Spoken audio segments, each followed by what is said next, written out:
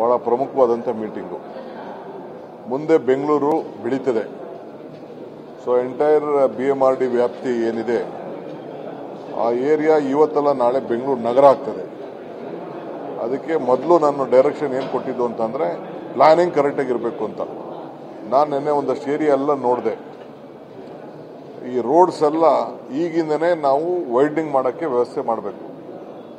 Proper planning ಆಗಬೇಕು.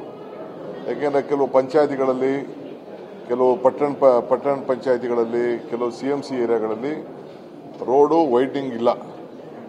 ಅವರು ಜಾಸ್ತಿ ಕನ್ಸ್ಟ್ರಕ್ಷನ್ ಬರೋಕ್ಕಿಂತ ಮುಂಚಿತವಾಗಿ ನಾವು ಒಂದು ಪ್ಲಾನಿಂಗ್ ಡಿಕ್ಲೇರ್ ಮಾಡಬೇಕು.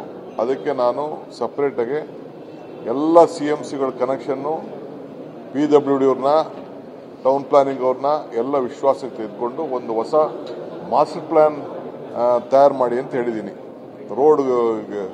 ರೋಡ್ ಗ್ರಿಡ್ಸು ಮತ್ತು ಟ್ರಾಫಿಕ್ ಮ್ಯಾನೇಜ್ಮೆಂಟು ಇವೆಲ್ಲದಕ್ಕೂ ಮುಂದಕ್ಕೆ ಅನುಕೂಲ ಆಗಲಿ ಅಂತೇಳಿ ಆತಾತರವಾಗಿ ಮಾಡೋದು ಬೇಡ ಅಂತೇಳಿ ಇದಕ್ಕೆಲ್ಲ ವ್ಯವಸ್ಥೆ ಆಗಬೇಕು ಅಂತ ತೀರ್ಮಾನ ಮಾಡಿ. ಯಾಕೆಂದರೆ ಇವೆಲ್ಲ ಕೆಲವರು ಬಾರ್ಡ್ರಿಂದ ಪಂಚಾಯತಿಗಳು ಸೇರಿದೆ, ಮುನ್ಸಿಪಾಲ್ಟಿಗಳು ಸೇರಿದೆ.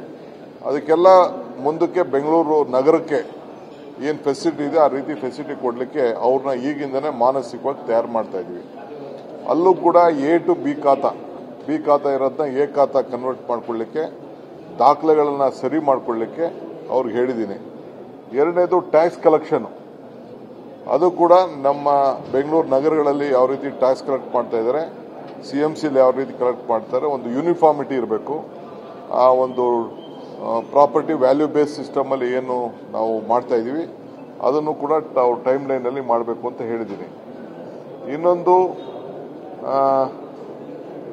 ಇಲ್ಲಿಗಲ್ ಕನ್ಸ್ಟ್ರಕ್ಷನ್ ಕಂಪ್ಲೀಟ್ ಕಂಟ್ರೋಲ್ ಆಗಬೇಕು. ಈಗಿಂದನೇ ನಾವು ಮುಂದಕ್ಕೆ ನೀರು ಕೊಡಬೇಕಾಗ್ತದೆ, ಕಾವೇರಿ ನೀರು ಕೊಡಬೇಕಾಗ್ತದೆ.